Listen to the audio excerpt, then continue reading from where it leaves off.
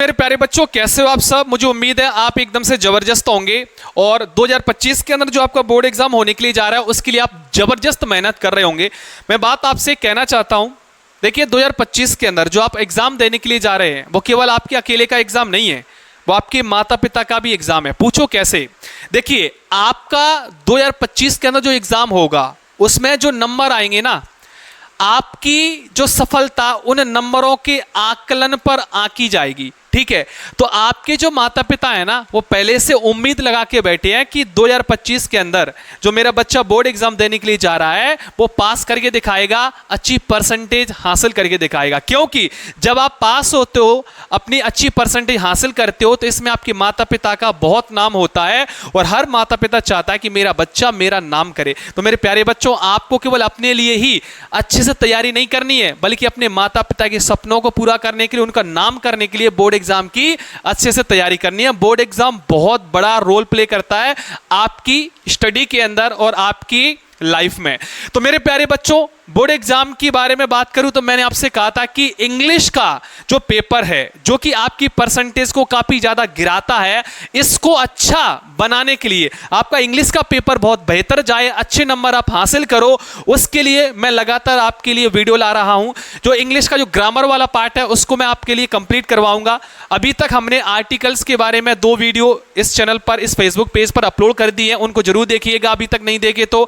आज हम बात करने के लिए जा रहे हैं वॉइस के बारे में। ठीक है, ये जो वॉइस है MP board exam point of view से काफी इंपॉर्टेंट है। यहां से हर साल क्वेश्चन पूछे जाते हैं, चाहे 10th क्लास की बात करें या फिर 12th क्लास की बात करें। ये जो वॉइस है काफी सिंपल होते हैं, लेकिन कभी कभी ये समझ नहीं आते, इसलिए सिंपल क्वेश्चन होने के बावजूद भी उस क्वेश्चन को या तो हम छोड़ के आ जाते हैं एग्जाम में या फिर गलत करके आ जाते हैं, जिसकी वजह से हमारे जो नंबर है वो कट जाते हैं। तो मेरे प्यारे बच्चों, आज से आपके नंबर नहीं कटेंगे, बस आपको कॉपी पेन डॉट लेके बैठ जाना है और जो चीज मैं आपको समझाने का प्रयास कर रहा हूं बस वो चीज मन से दिल से समझना है, बस यहां पे दिल में जाके उतारना है वो बात। ठीक है, चलिए मेरे प्यारे बच्चों, हम बात करते हैं वॉइस की। देखिए वॉइस को हिंदी में वाच्य कहते हैं।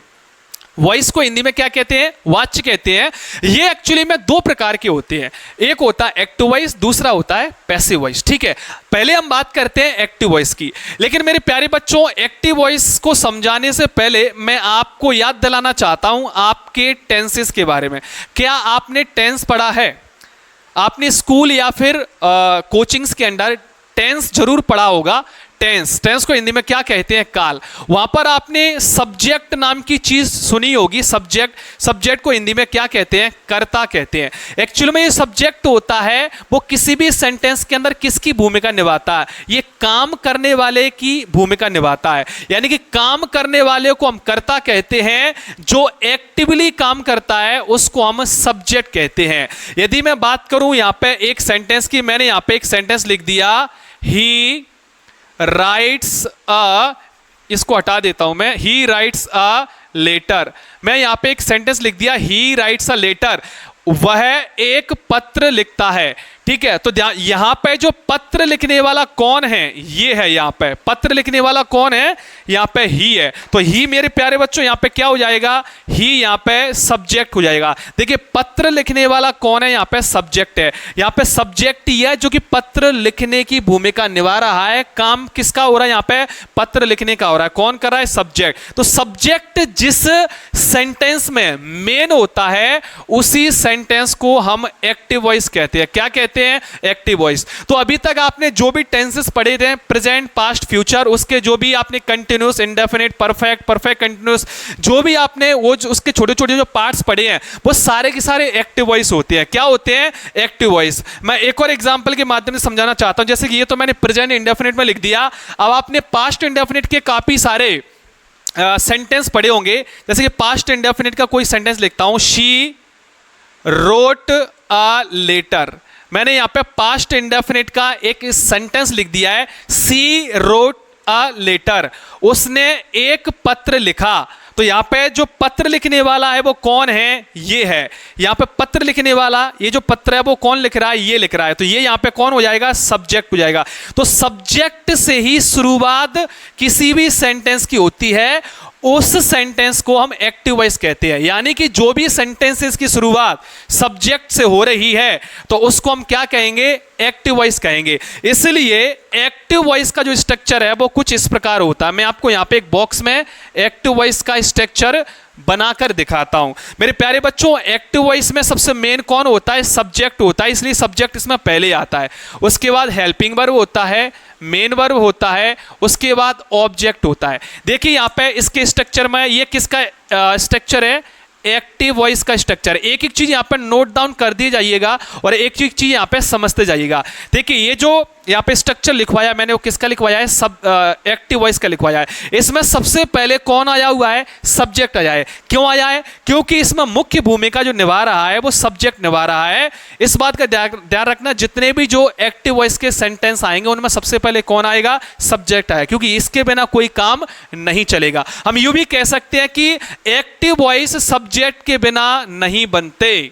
बात समझ में आ रही है, एक्टिव वॉइस में सब्जेक्ट क्या होगा, मेन होगा। तो यहां तक आपने समझ लिया कि एक्टिव वॉइस में मेन कौन होता है, सब्जेक्ट होता है। एक्टिव वॉइस की शुरुआत किससे होती है, सब्जेक्ट से होती है। इसका स्ट्रक्चर क्या होता है, ये होता है। हालांकि इसका जो सेंटेंस है वो अलग अलग प्रकार के आ सकते हैं। हो सकता है वो प्रेजेंट टेंस में आए, कि पास्ट टेंस में आए, कि फ्यूचर टेंस में आए। अभी मैं एग्जांपल के माध्यम से आपको समझाऊंगा। पहले मैं पैसिव वॉइस आपको समझाता हूं। अभी एक्टिव वॉइस समझा दिया, अब मैं पैसिव वॉइस समझाता हूं। देखिए मेरे प्यारे बच्चों, आप यहाँ पे पैसिव वॉइस देख रहे हैं। पैसिव वॉइस को हिंदी में कर्मवाच्य बोलते हैं। क्या बोलते हैं, कर्मवाच्य। ठीक है, कर्मवाच्य क्यों इसको बोला जाता है, क्योंकि इसमें जो मेन होता है ना वो ऑब्जेक्ट होता है। इसमें जो मेन होता है वो कौन होता है, ऑब्जेक्ट होता है। यानी कि जो भूमिका एक्टिव वॉइस में सब्जेक्ट निभाता है वही भूमिका पैसिव वॉइस में कौन निभाता है, ये ऑब्जेक्ट निभाता है। बात समझ में आ रही है। तो हम ये कह सकते हैं कि पैसिव वॉइस में पैसिव वॉइस की शुरुआत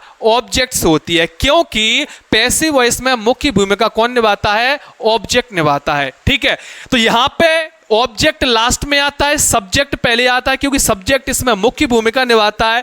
इधर उल्टा हो जाएगा, यहां पे ऑब्जेक्ट पहले आएगा, object plus helping verb plus main verb की third form plus B Y और प्लस सब्जेक्ट। मेरे प्यारे बच्चों, ये जो पूरा का पूरा स्ट्रक्चर है वो किसका स्ट्रक्चर होता है, पैसिव वॉइस का स्ट्रक्चर होता है। मैं यहाँ पे एक चीज आपको समझाना चाहता हूं, पैसिव वॉइस, ये जो स्ट्रक्चर है वो किसका है, पैसिव वॉइस का। अब देखिए, जैसा कि मैंने अभी आपको बताया, पैसिव वॉइस में जो मुख्य भूमिका कौन निभाता है, ऑब्जेक्ट, इसलिए ऑब्जेक्ट इसमें पहले आता है। समझ में आ रहा है। अपने परिवार में भी जो सबसे ताकतवर व्यक्ति होता है ना, जो सबसे बड़ी भूमिका निभाता है, वो हर चीजों में पहले आगे आता है।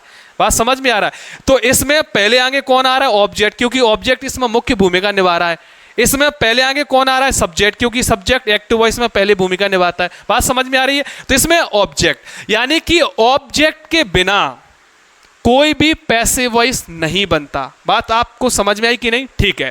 अब मेरे प्यारे बच्चों, आपको एक चीज यहाँ पे और समझनी पड़ेगी। पैसिव वॉइस के अंदर हमेशा वर्ब की थर्ड फॉर्म लगती है। एक्टिव वॉइस में तो कोई सी फॉर्म लग जाती है, प्रेजेंट, पास्ट, फ्यूचर में first form, second form, third form. लेकिन यहाँ पे वर्ब की ऑलवेज कौन सी फॉर्म लगेगी, थर्ड फॉर्म लगेगी। और यहां पर बी वाई का जरूर प्रयोग होगा। किसका होगा, बी वाई का। तो यहां पर मैंने बॉक्स में लिख दिया, इस बात को मत भूलना। जितने भी हम एक्टिव वॉइस से पैसिव वॉइस बनाएंगे, जो भी सेंटेंस हम बनाएंगे, उनमें ये चीज कॉमन होगी। सब में वर्ब की थर्ड फॉर्म लगेगी और बी बाय लगेगा। हालांकि इसकी हेल्पिंग वर्ब बदलती रहेंगी। ऑब्जेक्ट है वो अपनी जगह पर रहेगा, सब्जेक्ट अपनी जगह पर रहेगा, और जो बदलाव होगा वो केवल हेल्पिंग वर्ब में रहेगा। ये भी क्या रहेगी, कॉमन रहेगी। ठीक है, तो चलिए मैं कुछ एग्जांपल देता हूं और कुछ एग्जांपल की हेल्प से मैं आपको सॉल्व करवाने का प्रयास करता हूं। मैं आपको सिखाने का प्रयास करता हूं कि आपको कैसे एक्टिव वॉइस से पैसिव वॉइस में सेंटेंस है वो बदलना है। मेरे प्यारे बच्चों, जो आपका जो एग्जाम होने के लिए जा रहा है 10th और 12th का, उसमें एक्टिव वॉइस पहले से आएगा पेपर के अंदर। ठीक है, कैसे आएगा, जैसे मान के चलो मैंने कोई भी एक्टिव वॉइस लिखा, मैंने यहां पे सिंपल एक्टिव वॉइस लिखता हूं। पहले मैं ही राइट्स अ लेटर, जैसे मैंने यहां पे ही राइट्स अ लेटर लिखा। सपोज ये वाला जो क्वेश्चन है आपके एग्जाम में आ गया। और आप कैसे समझेंगे कि ये एक्टिव वॉइस है कि पैसिव वॉइस है? देखिए सिंपल सा, किसी भी सेंटेंस के अंदर यदि सब्जेक्ट पहले आ रहा है तो वो वाला जो सेंटेंस है वो क्या हो जाएगा? एक्टिव वॉइस हो जाएगा। एक्टिव वॉइस को मैंने शॉर्ट में ए बी लिख दिया। क्या लिख दिया? A B. ए बी का मतलब एक्टिव वॉइस। देखिए यहाँ पे सबसे पहले क्या आ रहा है? सब्जेक्ट आ रहा है कि नहीं? अब मान के चलो ये जो है एक्टिव वॉइस दिया है, अब क्वेश्चन में पूछा गया है कि इस एक्टिव वॉइस को हमें किस में कन्वर्ट करना है? इसको पैसिव वॉइस में करना। पैसिव वॉइस को मैंने क्या लिख दिया? पीवी लिख दिया शॉर्ट में। देखिए यहां पे चीजों को समझिए। तो यहां पे सबसे पहले इस वाले सेंटेंस को पैसिव वॉइस में बदलने के लिए आपको सबसे पहले इस पूरे के पूरे सेंटेंस का ऑपरेशन कर देना। ऑपरेशन मतलब हर इसको पार्ट्स में डिवाइड कर देना है। ही यहां पे क्या है? सब्जेक्ट। राइट्स यहां पे क्या है? Main verb. यहां पे ये पूरा क्या हो गया? एक तरह से ऑब्जेक्ट हो गया। हालांकि ए यहां पे आर्टिकल है लेकिन पूरा मैं ऑब्जेक्ट के रूप में लिख देता हूं उसको। ठीक है, तो आपको यहां पे सब्जेक्ट मिल गया, मेन वर्ब मिल गई और यहां पे ऑब्जेक्ट मिल गया। बस अब आपको क्या करना है? ये जो पैसिव वाला स्ट्रक्चर है ना, इस स्ट्रक्चर में इसके सब्जेक्ट ऑब्जेक्ट को रख देना है। ठीक है, और थोड़ा सा आपको हेल्पिंग वर्ब का यहां पे यूज करना है। क्या करना है? देखिए मैं यहां पे सबसे पहले यहां पे बताता हूं आपको। इस वाले स्ट्रक्चर में यहां पे सबसे पहले क्या आएगा? ऑब्जेक्ट आएगा। तो इसमें ऑब्जेक्ट क्या ये है? तो यहां पे शुरुआत कहां से होगी? अ लेटर से। अ लेटर से होगी कि नहीं? ऑब्जेक्ट की जगह पर हमने क्या लिख दिया? ऑब्जेक्ट। उसके बाद यहां पे क्या आना चाहिए? हेल्पिंग वर्ब आना चाहिए। देखिए मेरे प्यारे बच्चों, इसमें ये जो सेंटेंस है वो प्रेजेंट इंडेफिनिट दे रखा है। जब भी किसी सेंटेंस के अंदर यदि प्रेजेंट इंडेफिनिट एक्टिव वॉइस दे रखा होता है, उसको पैसिव वॉइस में बदलने के लिए हम एक अलग प्रकार का स्ट्रक्चर यूज करते हैं जिसमें हम इज एम आर का प्रयोग करते हैं। किसका करते हैं? इज एम आर का। अब देखिए यहां पर एक लेटर है तो एक लेटर सिंगुलर होता है, इसलिए यहां पे हम इज का प्रयोग करेंगे। किसका करेंगे? इज का करेंगे। अभी मैं थोड़ा सा आपको समझा रहा हूं, थोड़ा समझने का प्रयास करिए। मैं बाद में आपको पूरे डिटेल में स्ट्रक्चर लिखवा दूंगा एक्टिव वॉइस के और पैसिव वॉइस के। काफी सारे एग्जाम्पल करवा दूंगा कल दूसरे वीडियो में। कल मैं डिटेल वीडियो लाऊंगा जिसमें काफी सारे सेंटेंस जैसे कि इंडेफिनिट हो गया, परफेक्ट हो गया, कंटिन्यूस हो गया, इनको किस तरीके से एक्टिव वॉइस और पैसिव वॉइस में कन्वर्ट करते हैं, पूरा डिटेल में वीडियो लाऊंगा। अभी तो थोड़ा इंट्रोडक्शन वीडियो है, अभी तो केवल आप इतना समझ लो कि कैसे एक्टिव वॉइस को पैसिव वॉइस में बदलते हैं। ठीक है, तो यदि कोई भी सेंटेंस यदि प्रेजेंट इंडेफिनिट में दे रखा होता है तो पैसिव वॉइस में उसको बदलने के लिए कौन सा स्ट्रक्चर लगता है? उसकी हेल्पिंग वर्ब में इज एम आर आता है। तो यहां पे देखिए सब्जेक्ट यहां पे सिंगुलर, तो यहां पे इज आ जाएगा। उसके बाद क्या आएगा? Main verb. देखिए मेन वर्ब यहां पे क्या है? राइट्स है, तो राइट्स का मेन वर्ब यहां पे थर्ड फॉर्म लगेगा। तो राइट का थर्ड फॉर्म क्या होता है? रिटर्न होता है। क्या होता है? रिटर्न। यहां पे वर्ब की ये थर्ड फॉर्म लग गई कि नहीं लग गई? उसके बाद यहां पे क्या लगेगा? Be by. देखिए यहां पे देख सकते हैं बी बाय, तो यहां पे हम बी बाय लगाएंगे और लास्ट में क्या लग जाएगा? सब्जेक्ट। तो यहां पे देखिए सब्जेक्ट क्या है? ही है। तो मेरे प्यारे बच्चों, जब भी कोई यहां पे सब्जेक्ट प्रोनाउन दिया हो, यहां पे ही क्या है? ये सब्जेक्ट प्रोनाउन है, तो बी बाय के बाद इसका हम ऑब्जेक्टिव प्रोनाउन यहां पे लिखते हैं। क्या लिखते हैं? Objective pronoun. ही का ऑब्जेक्टिव प्रोनाउन क्या होता है? हिम होता है। क्या होता है? हिम होता है। तो देखिए यहां पे आपका ये जो एक्टिव वॉइस है वो पैसिव वॉइस में बदल चुका है। Letter is written by him. समझ में आ रहा है? अब देखिए मान के चलो कोई ऐसा कोई सेंटेंस आ गया जो कि पास्ट इंडेफिनिट में है। ये तो हमने प्रेजेंट इंडेफिनिट बनाया, अब मैं आपको बता के दिखाता हूं पास्ट इंडेफिनिट। मान के चलो एक कोई लेटर सेंटेंस आ गया पास्ट इंडेफिनिट में, सी रोट अ लेटर। देखो सी रोट अ लेटर, उसने एक पत्र लिखा। ये क्या है? देखिए वर्ब की इसमें कौन सी फॉर्म दे रखी है? Second form. ये यहां पे क्या है? सब्जेक्ट। ये पूरा ऑब्जेक्ट मान लो। ठीक है, तो सब्जेक्ट वर्ब की सेकेंड फॉर्म प्लस ऑब्जेक्ट, ये क्या होता है? इसका ये वाला स्ट्रक्चर, ये पास्ट इंडेफिनिट का अफर्मेटिव वाला स्ट्रक्चर होता है। तो सेंटेंस किस में दे रखा है? पास्ट इंडेफिनिट में। ये क्या है? यहाँ पे एक्टिव वॉइस है। क्यों है? क्योंकि शुरुआत में यहाँ पे क्या दे रखा है? सब्जेक्ट दे रखा है। ठीक है, अब इस वाले सेंटेंस को मतलब इस वाले एक्टिव वॉइस को हमें पैसिव वॉइस में बदलना है। किस में बदलना है? पैसिव वॉइस में। पैसिव वॉइस में कैसे बदलेंगे? देखो फिर से मैं वही स्ट्रक्चर का प्रयोग करूंगा, बस केवल बदलाव मैं हेल्पिंग वर्ब में करूंगा। किस में करूंगा? हेल्पिंग वर्ब में। तो सबसे पहले पैसिव वॉइस में बदलने के लिए पैसिव वॉइस का स्ट्रक्चर क्या होता है? सबसे पहले ऑब्जेक्ट आता है, तो यहां पे ऑब्जेक्ट क्या है? A letter. तो यहां पे ऑब्जेक्ट क्या हो जाएगा? A letter. यहां पे अ लेटर क्या हो गया? ऑब्जेक्ट। अब देखिए यहां पे क्या आएगा? Helping verb. हेल्पिंग वर्ब लगाने के लिए हमें यह समझना पड़ेगा कि ये जो सेंटेंस है वो किस वाले टेंस में दे रखा है। यहां पे देखिए ये कौन से वाले टेंस में है? ये पास्ट इंडेफिनिट में दे रखा है। तो जब भी पास्ट इंडेफिनिट में कोई भी सेंटेंस दे रखा होता है तो यहां पे हम पैसिव वॉइस में उसको बदलने के लिए वॉज वर्ब का यूज करते हैं। किसका करते हैं? वॉज और वर्ब का। सिंगुलर सब्जेक्ट है तो वॉज का करेंगे, प्लूरल सब्जेक्ट होगा तो वर्ब का करेंगे। लेटर यहाँ पे सिंगुलर है इसलिए यहाँ पे वॉज का प्रयोग करेंगे, ठीक है। तो हमने हेल्पिंग वर्ब यहाँ पे रख दी है। अब हम यहाँ पे क्या रखेंगे? इस मेन वर्ब के स्थान पर यहाँ पे मेन वर्ब ढूंढेंगे। क्या है? देखो रोट यहाँ पे मेन वर्ब है, तो देखिए रोट का थर्ड फॉर्म क्या होता है? रिटर्न ही होता है। क्या होता है? रिटर्न। तो यहाँ पे मैंने लिख दिया रिटर्न। देखो मेन वर्ब की थर्ड फॉर्म यहाँ पे है तो यहाँ पे मैंने यहाँ पे रिटर्न लिख दिया है। अब देखिए be by same to same हम लिख देंगे बी बाय, इसको मैं हटा देता हूँ बी बाय, और लास्ट में क्या है? यहाँ सब्जेक्ट है। मैं सॉरी, यहाँ पे जब भी कोई सब्जेक्टिव प्रोनाउन दे रखा हो तो उसका यहाँ पे क्या लगाएंगे हम? Objective pronoun. सी का ऑब्जेक्टिव क्या होता है? शी का होता है हर। क्या होता है? हर होता है। तो देखिए a letter was written by her, ये आपका क्या बन के तैयार हो गया? पैसिव वॉइस बन के तैयार हो गया, ठीक है। अभी आपकी कंफ्यूजन आ रही होगी कि सर ये जो सब्जेक्टिव प्रोनाउन है इसको हम ऑब्जेक्टिव प्रोनाउन में कैसे बदलेंगे। तो मैं यहाँ पे एक टेबल बना देता हूँ आपके लिए, जिससे कि आसानी होगी। जब मैं कल डिटेल में एक्टिव वॉइस पैसिव वॉइस करवाऊंगा ना, चाहे वो इंडेफिनिट की हो, कंटिन्यूस की हो, परफेक्ट की हो, तो आपको ये जो सब्जेक्टिव प्रोनाउन से ऑब्जेक्टिव प्रोनाउन में कन्वर्ट करने में आपको आसानी होगी। तो कुछ मैं आपको सब्जेक्टिव प्रोनाउन लिखवा देता हूँ। ये सब्जेक्टिव प्रोनाउन होते हैं, ये होते हैं ऑब्जेक्टिव प्रोनाउन, ठीक। क्या होते हैं? Objective pronoun. जैसे कि सबसे पहले मैं बात करूं ही का ऑब्जेक्ट क्या हो जाता है? हिम। सी का क्या हो जाता है? सी का हो जाता है हर।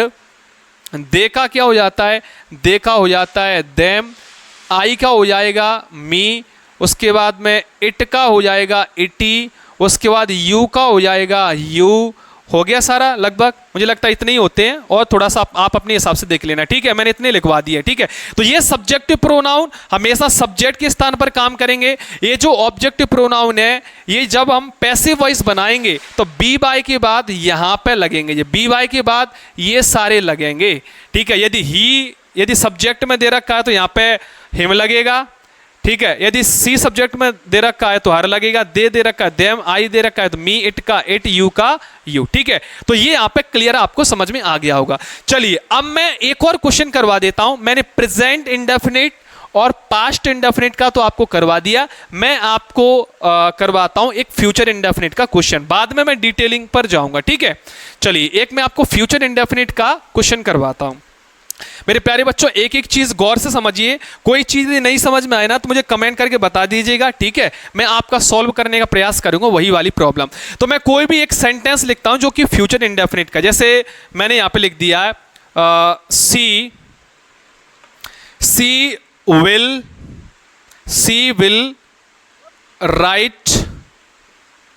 Will write a letter. मैंने सिंपल सा ही लिख दिया, सी विल राइट अ लेटर। वह एक पत्र लिखेगी, वह एक पत्र लिखेगी, ठीक है, ठीक है।